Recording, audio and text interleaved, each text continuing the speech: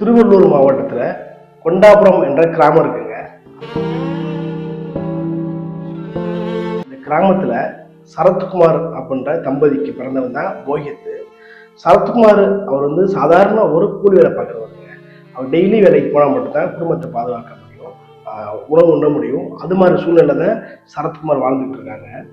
அவங்க மையன் வந்து 7th standard வந்து படிச்சுட்டு இருக்கிறான். எங்கன்னா கொண்டாபுரம் அந்த சொந்த கிராமத்தில் உள்ள அரசு பள்ளியில படிச்சுட்டு இருக்காங்க. அரசு பள்ளியுடைய சுற்றுச்சூழல் எப்படி இருக்கும்ன்றது எல்லாருக்குமே தெரியும். அங்கங்கே பெயிண்ட் உறிஞ்சிருக்கும். டீச்சர் வந்து 9:30 வருவாங்க. அவங்க எந்த அளவுக்கு கிளாஸ் எடுப்பாங்க.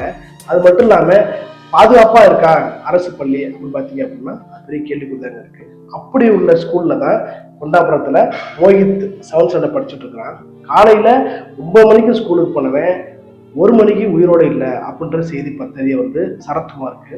என்ன நடந்தது அப்படின்றத சரத்குமார் பதறி போய் ஸ்கூலில் போய் கேட்கும்போது அவங்க சொன்ன செய்தி என்னன்னா, மதிய உணவு சாப்பாடு வாங்கிட்டு நம்ம பிடி சவர் பார்த்தீங்களா, எல்லா வீட்லையுமே ஒரு சின்ன கம்பி மாதிரி போட்டிருப்பாங்க. ஆனால் அரசு பள்ளியை பொறுத்தவரை கம்பி போடாமல் சின்ன சுவர் கட்டிருப்பாங்க. எப்படின்னா ஸ்கூலுக்கு வாசலுக்கு முன்னாடியே.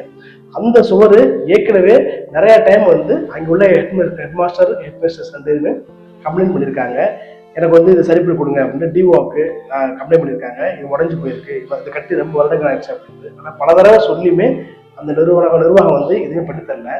அது இப்படி போயிட்டு இருக்க அந்த மோஹித் 7வது படிக்கிற பையன் வந்து மனவன் வந்து அந்த சோறு ஓரமா சாப்பாடு வாங்கி சாப்பிட்டுட்டு இருக்காங்க. அவன் நினைச்சிருப்பானாங்க அவன் சாப்பிட்டு இருக்கும்போது இறந்துருவோம் அப்படின்ட்டு நினைச்சிருப்பானா. அவன் 7வது படிச்சுட்டு இருக்க பையங்க. ஒரு பிஞ்சு மனசு, அவனுடைய கனவு எப்படிலாம் இருந்திருக்கும், இது மாதிரிலாம் ஆகான்னு நினைச்சிருப்பான். பெற்றோர் சரத்குமார் அவங்க தந்தை வந்து எப்படிலாம் நினைச்சிருப்பாரு, என்னன்னா கனவு கொண்டுருப்பாருங்க. மொத்தமா சோத்தா போட்டு மூடி வச்சுட்டாங்க. அது சோறு வரமா ஆசையா சாப்பிட்டுட்டு இருக்கான். அப்போது பார்த்தீங்கன்னா அன்பார்ச்சுனேட்லியா அந்த சோறு இடிஞ்சு அவன் மேலே விழுந்துருக்குங்க. அவன் ரொம்ப சிவியரா இன்ஜூர் ஆயிடுறான். ஹாஸ்பிட்டல் கொண்டு போகும்போதே இறந்துடுறாங்க. என்ன ஒரு நடந்துருக்கு பாருங்க.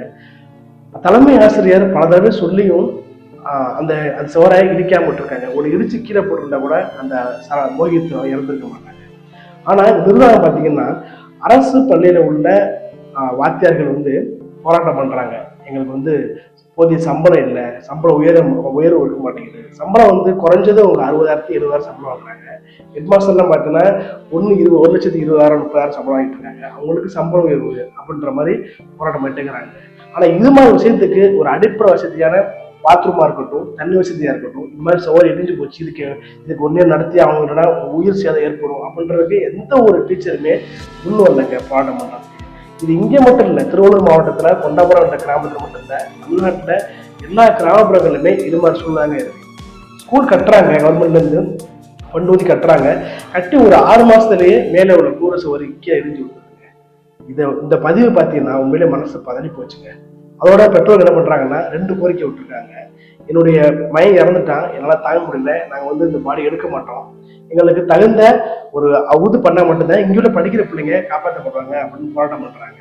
அதுக்கு அவங்க சொல்ல செய்தி என்னன்னு பார்த்தீங்கன்னா, இது வந்து நிர்வாகத்தை சம்மந்தப்பட்ட இது இல்லை, நாங்கள் ஏற்கனவே சொல்லிட்டோம், அப்படி இருந்து தெரியாமல் நடந்து போச்சு அப்படின்னு சொல்கிறாங்க. இதுக்கு நம்ம முதலமைச்சர் என்ன சொல்கிறாரு பார்த்தீங்கன்னா, தெளிவான முதலமைச்சர் 3 லட்ச ரூபா தர்றேன், நீங்கள் வந்து போய் அடக்கம் பண்ணிடுங்க அப்படின்னு சொல்கிறாங்க. ஆனால் பெற்றோராகிய சரத்குமார் என்ன சொல்கிறாங்கன்னா, எனக்கு அரசு வேலை வேணும், அது மட்டும் இல்லாமல் எனக்கு 1 கோடி ரூபா பணம் வேணும், இழப்பீடாக வேணும் அப்படின்னு சொல்லி கோரிக்கை வச்சிருக்காங்க. ஸோ இது வந்து இப்போ ரீசெண்டாக நடந்துட்டு இருக்குன்னா, என்ன நடந்தாலுமே உடனே ஒரு 3 லட்சமோ ஒரு 5 லட்சம் கொடுத்தோம் அப்படின்னா அது உயிராயிரும், சரியாயிரும். அப்படி இருந்தாங்க இப்போ நிலவரம் போயிட்டு இருக்கு. உண்மையிலே பாருங்க எப்படி போயிட்டு இருக்கு, நிர்வாகம் எப்படி போயிட்டு இருக்கு பாருங்களேன்.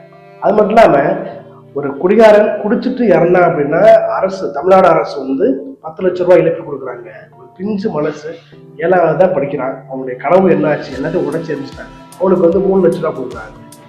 ஸோ நிர்வாகம் எப்படி போயிட்டு இருக்கு மக்களே, நீங்க தான் அதுக்கு பதில் சொல்லணும். எந்த அளவுக்கு நம்ம நிர்வாகம் போயிட்டு இருக்கு அப்படின்ட்டு. முக்கியமா அரசு பள்ளியில உள்ள ஆசிரியர்கள் வந்து போராட்டம் பண்றாங்க. ஆனா இது மாதிரி அடிப்படை போராட்டம் பண்ண மாட்டாங்க.